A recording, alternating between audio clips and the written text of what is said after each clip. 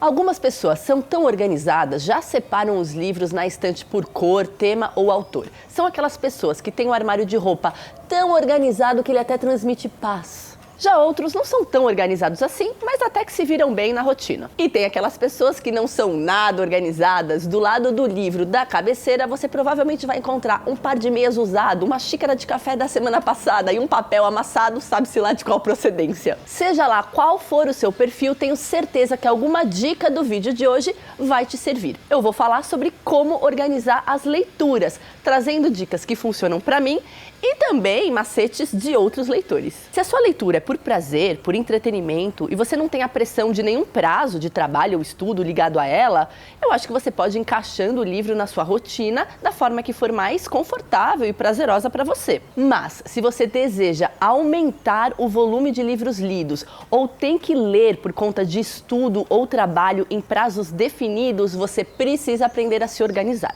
Isso porque a leitura demanda o nosso bem mais precioso, o tempo. E com uma boa organização do tempo, cabe muito livro na sua vida e eu vou te mostrar.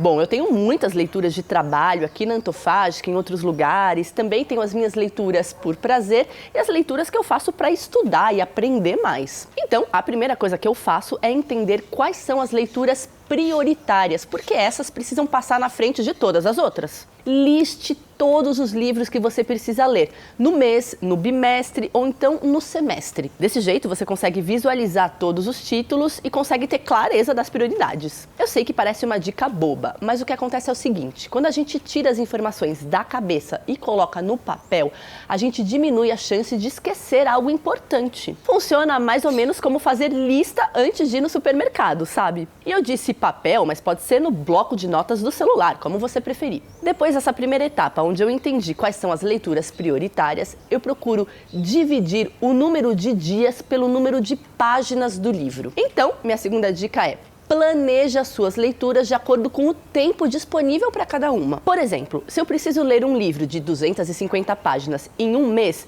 eu divido então 250 por 30. Essa conta dá aproximadamente 8,3. Então, eu entendo que eu preciso ler no mínimo 9 páginas por dia, porque eu sempre arredondo para cima. Se em um dia específico eu tenho mais tempo e leio, por exemplo, 20 páginas do livro, eu sei que no dia seguinte eu posso então adiantar a leitura, ou então ler menos que 9 páginas, ou até não ler nada, ou ler outro livro. Dessa forma eu vou controlando a leitura e corro menos o risco de não conseguir ler o livro no prazo. Eu não preciso ser super rígida e ler exatamente 9 páginas por dia. Essa estratégia, na verdade, me ajuda a não perder de vista as páginas que eu ainda tenho que ler. Minha terceira dica é usar canetas coloridas e post-its durante a leitura. Isso serve para você sinalizar os trechos importantes que você vai precisar retomar depois, para uma pesquisa ou para o trabalho. Eu até costumo anotar nas margens do livro, com lápis ou caneta Bic mesmo, mas eu sei que isso não agrada a todo mundo.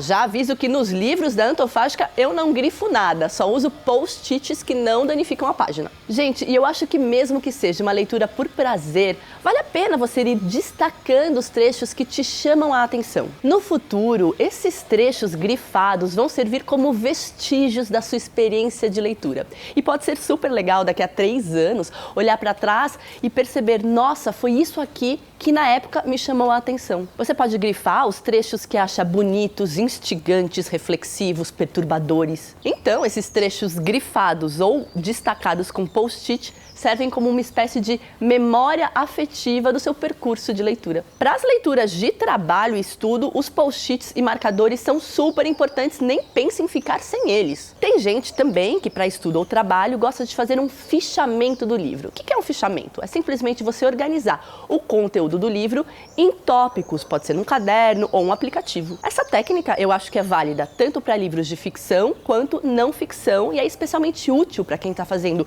um TCC, mestrado, doutorado ou alguma pesquisa que demanda um volume grande de leitura. Eu recomendo que você dê uma passadinha na papelaria, compre uma caneta marcadora bem confortável, um bloquinho de post-its coloridos, eu gosto daqueles em forma de seta, sabe? E corra pro abraço, para as páginas do livro. O post-it em forma de flecha, que é o que eu uso, aponta exatamente onde começa o parágrafo que eu quero destacar. Minha quarta dica para você organizar suas leituras é ter uma agenda, um planner ou um caderno que sirva como apoio durante a leitura. Tem gente que prefere planilha no computador. Eu sou aquela pessoa mais dos caderninhos, sabe? Você tem que ver o que funciona melhor para você. Nesse caderno ou nessa planilha, você pode anotar as páginas lidas e também reflexões, dúvidas e conexões que a leitura vai te suscitando. Às vezes, um livro cita outro livro ou alguma referência que você também precisa pesquisar ou simplesmente ficou com curiosidade. Você anota, então, tudo isso fora do livro, no caderno ou na planilha, porque, de novo, é mais fácil não perder as informações quando elas estão escritas fora do livro e fora da sua cabeça. Eu já conversei com alguns leitores que gostam de usar o caderno também para anotar o nome dos personagens e o parentesco entre eles, principalmente nos clássicos russos, que são calhamaços com muitos personagens. Eu acho que essa técnica pode te ajudar principalmente quando, por algum motivo, você precisa ficar muitos dias longe do livro. Quando você pega ele de volta para retomar, então, a leitura e a história, olhando os personagens no caderno, você perde menos tempo lembrando quem é parente de quem, fulano é amante de cicrano, Beltrano brigou com outro fulano. E o caderno também é legal, caso você anote mesmo todas as suas leituras nele, para você avaliar como está caminhando o seu hábito de leitura. Bom, deu pra ver que eu sou muito fã dos cadernos, né, gente? Recomendo eles sem moderação. Se o seu objetivo é somente aumentar o número de livros lidos, ou seja, você não tem tanta necessidade de organizar o conteúdo dele, minha próxima dica é ótima. Participe de um clube de leitura virtual ou presencial e faça parte de uma rede social focada nisso, como o Scoob ou Goodreads. Conversar sobre as suas percepções de leitura com pessoas que estão lendo o mesmo livro que você pode ser muito rico. Além de alargar toda a análise e interpretação que você faz do livro, o clube de leitura pode ser um incentivo para você ir até o fim, não abandonar o livro no meio. Isso porque a maioria dos clubes desse tipo organizam a leitura de capítulos periodicamente. A cada etapa, então, de capítulos lidos, o grupo se encontra para conversar sobre a experiência e o mediador organiza tudo isso. No final do ano passado, eu fui mediadora em um clube de leitura e achei a experiência fascinante, eu adorei. As redes sociais, nesse sentido, também podem ser muito úteis. No Scoob, que é uma rede brasileira, você pode colocar resenhas dos livros que leu e também usá-la para organizar a sua estante, porque cada livro que entra ou sai, você pode sinalizá-la no Scoob. Você pode fazer essa organização tanto com os livros lidos quanto com os não lidos. O Goodreads também é uma rede amada por muitos leitores. Lá você pode sinalizar as obras que deseja ler, as que estão em andamento e as que você já leu. Você também pode ler resenhas e comentários de outros leitores sobre os livros e também descobrir outras obras com base no seu perfil e no seu gosto. Bora entrar no maravilhoso mundo dos aplicativos, que ajudam muita gente. Existem alguns aplicativos que podem te auxiliar a ter mais foco na leitura e também aumentar a sua produtividade. O Forest, por exemplo, tem esse objetivo e ele funciona mais ou menos assim. Cada vez que você consegue manter o foco pelo tempo que ele determina, você planta uma árvore. Falando assim, eu sei que pode parecer um pouco ingênuo, mas na verdade esse aplicativo usa técnicas de gamificação e quem usa diz que é muito legal ver a florestinha crescendo ao longo dos meses. Se não me engano, o Forest tem uma versão gratuita e outra paga. Eu deixei o link aqui na descrição do vídeo se você quiser dar uma bisbilhotada. Outro aplicativo muito elogiado por quem o usa é o Cabeceira, uma espécie de calculadora literária. Ele é gratuito e te fala quanto tempo falta para você terminar determinado livro. Isso porque ele consegue calcular exatamente quanto tempo você demora para ler um determinado número de páginas de uma obra específica. E dessa maneira ele consegue então fazer essa projeção de quantas horas você precisa para terminar a leitura. Eu fiquei com vontade de experimentar, porque eu percebo que tem leituras que são bem mais lentas e outras que passam voando. Algumas semanas atrás, nós fizemos aqui no canal uma entrevista com a mediadora de leitura, pesquisadora e escritora Maria Carolina Casati. A Carol tem um volume imenso de leitura, eu fiquei realmente impressionada. E eu perguntei para ela quais são as técnicas que ela usa para dar conta de tudo. Olhem só o que ela disse. Bom, eu sempre gostei de ler, então isso acho que já facilita porque não era um problema, era sempre um prazer. E acho que a primeira dica é isso, ler coisas que te interessam. Eu sempre gostei de ler, mas coisas que eu gostava, os autores que eu gostava, as autoras que eu gostava. E aí facilita para você adquirir um ritmo de lendo um pouquinho por dia, mas no final das contas, quando você vê, você já leu um montão, porque você se interessou por aquele tema. Então, acho que a primeira coisa é isso, leia o que te interessa. Mas nem sempre a gente pode ler só o que interessa. Quando eu estou fazendo doutorado, tem disciplinas que não são só o que eu quero. Ou, como você disse, me chamam para mediações, e talvez eu ainda não tivesse pensado em ler aquele livro naquele momento. Então, acho que a outra dica, assim, da virginiana é veja os prazos. Então, eu tenho sempre organizado, assim, por data, para quando que eu vou precisar ler aquele livro. Se eu vou ter que ler ele antes ou depois de outro que eu gostaria. E para que eu vou ler? Se eu vou ler só para eu participar de uma mediação, e aí se eu vou fazer a mediação, que aí eu pesquiso outras coisas, ou se eu vou ser convidada, então aí eu pesquiso um pouco menos. E se eu vou ter que escrever um texto sobre ele, aí eu me debruço muito mais, porque eu preciso trazer outros conceitos para aquela discussão. Então, acho que a primeira é leia o que você gosta e, quando não é possível, atente-se aos prazos. Organize os prazos de uma forma que você dê conta de tudo. Às vezes o livro, ele é bem curtinho, só que ele não te pega, E aí você fala, e agora?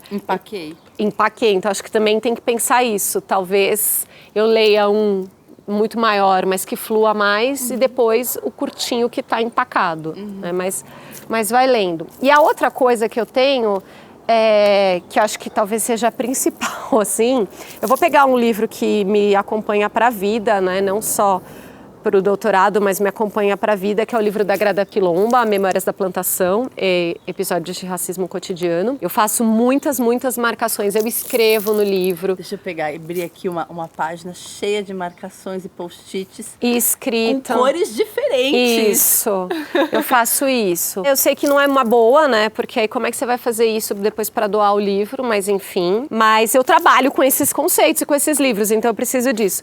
Então o que geralmente eu faço? Eu tenho duas cores, tanto de post-it quanto de caneta. O que é importante e o que é super importante, e o que, tanto da caneta quanto do post-it. E aí, quando eu bato o olho, eu já sei tanto o que eu vou usar quanto que eu vou falar, porque já está com as cores diferentes, Esse aqui está com várias porque eu li esse livro várias vezes.